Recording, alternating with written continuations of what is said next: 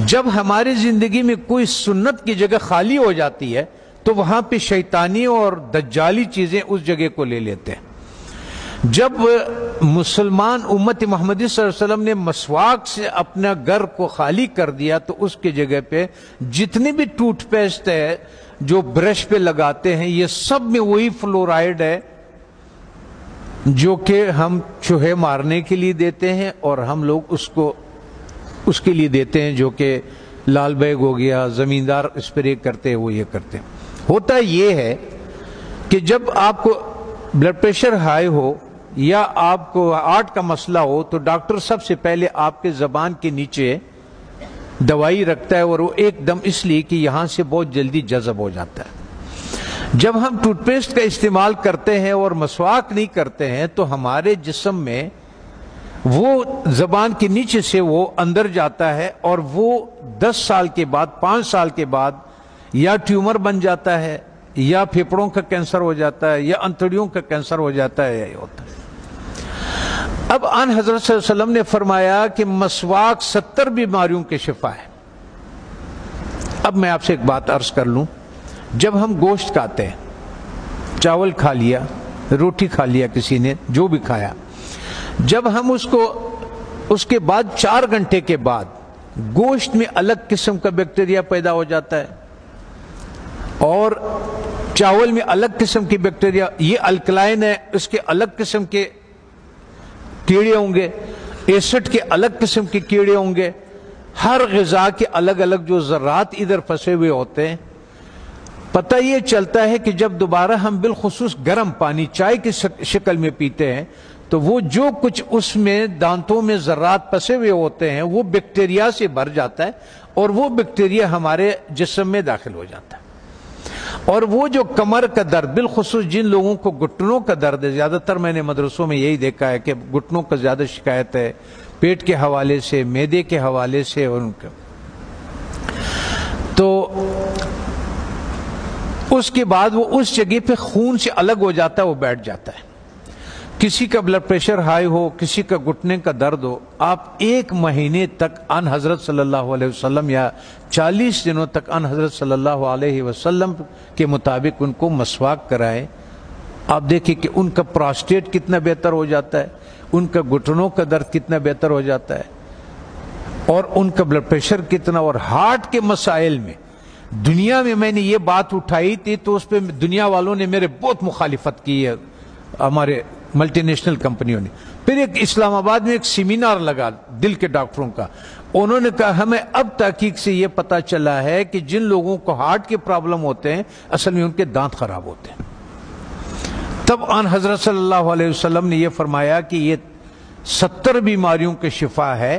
اس کا مطلب یہ ہے، آپ اس کے مثال یوں سمجھے کہ ہم اس کمرے میں داخل ہوتے ہیں، کسی کمرہ ہے ہمارا، اس میں ہم داخل ہوتے، آپ اس کے آگے کچرا ڈالتے، آتے جائیں اندر باہر آتے جائیں، 2 دنوں کے بعد آپ دیکھیں گے کہ جو باہر کا کچرا ہوگا وہ سارا کا سارا ادھر اندر پڑا ہوا ہوگا۔ اس لیے جب ہم مسجدوں میں آتے ہیں تو اپنے چپلوں کو باہر اس لیے اتارتے ہیں کہ کوئی چیز اندر نہ آئے۔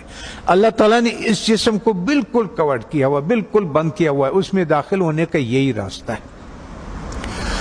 تب ہمیں پتہ چلا کہ ان حضرت صلی اللہ علیہ وسلم سونے سے پہلے مسواک فرماتے تھے، سونے کے سے اٹھنے کے بعد پہلا کام جو ہوتا تھا وہ مسواک ہوتا تھا، اور اس کے بعد باہر نماز کے لیے جاتے تھے تو مسواک فرماتے تھے، اور جب واپس اندر آتے تھے مسواک فرماتے تھے، کھانے کے بعد مسواک فرماتے تھے، کھانے سے پہلے مسواک فرماتے تھے، قربت ہے ہم بستری کے بعد مسواک فرماتے تھے۔ اور آپ نے تاکید فرمایا، وجہ یہ تھی کہ وہ 70 بیماریوں کا شفا ہے۔ جیسے جن لوگوں کا شوگر نہیں ٹھیک ہوتا، اس کا 24-48 گھنٹوں میں اگر آپ صحیح مسواک کروا دے تو 150 شوگر اس کے نیچے آ جاتی ہے، 48 گھنٹے میں سچ مسواک۔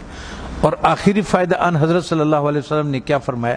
فرمانے لگے کہ آخری کلمہ نصیب ہوتا ہے اس آدمی کو، آنکھیں روشن ہوتی ہے، چہرہ روشن ہو جاتا، نورانی ہو جاتا ہے، کان صحیح رہتے ہیں، سماعت وہ جو یہ اس کی وجہ سے جو کان کا پردہ بھاری ہو جاتا ہے اس کی صفائی ہو جاتی ہے. ہم اتنے مختصر وقت میں آپ کو بتا نہیں سکتے کہ بہرحال یہ قول ہے آن حضرت صلی اللہ علیہ وسلم کے کہ یہ میرا نہیں ہے کہ یہ 70 بیماریوں کا شفا ہے. دوسرا ایک اور، جب بھی آپ اپنے گھر جائیں، ابھی تو آپ سفر میں ہیں، اس میں ہے اللہ کے راستے میں اور پڑھ رہے ہیں، آپ کے کوئی چیز اختیار میں نہیں، لیکن زندگی میں جب بھی آپ اپنے گھروں کو آپ کو موقع مل جائے کہ کھانا جو ہے وہ میں گھر میں کھاتا ہوں، تو چند چیزوں کا سنت کے مطابق خیال رکھیں.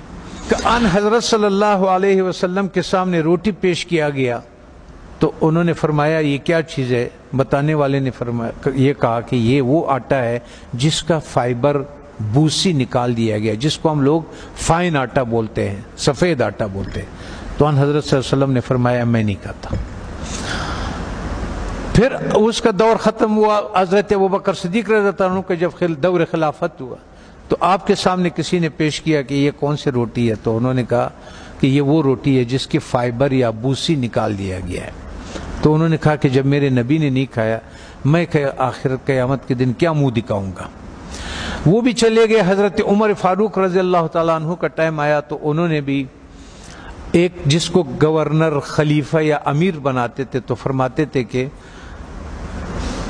4 نصیحتیں لکھتے تھے، ان کو 5 نصیحتیں لکھتے تھے، جو بھی تھا کہ آپ نے ترکی گھوڑے پہ نہیں سوار ہونا، آپ نے یہ کپڑے نہیں پہننا، آپ نے ایک اپنا آنے کے لیے کسی کو رکاوٹ نہیں بنانا، وہ گارڈ نہیں رکھنا، آپ نے بوسا چنا وہ آٹا نہیں کھانا. دوسری بات، جب آپ کھانے کو پیتل میں اور اسٹیل کے برتن میں رکھتے، اس سنت کو ہم چھوڑ دیتے ہیں. تو پیتل اور اس اسٹیل میں وہ طاقت نہیں ہے کہ آگ کے تابکاری سے کھانے کو بچا سکے.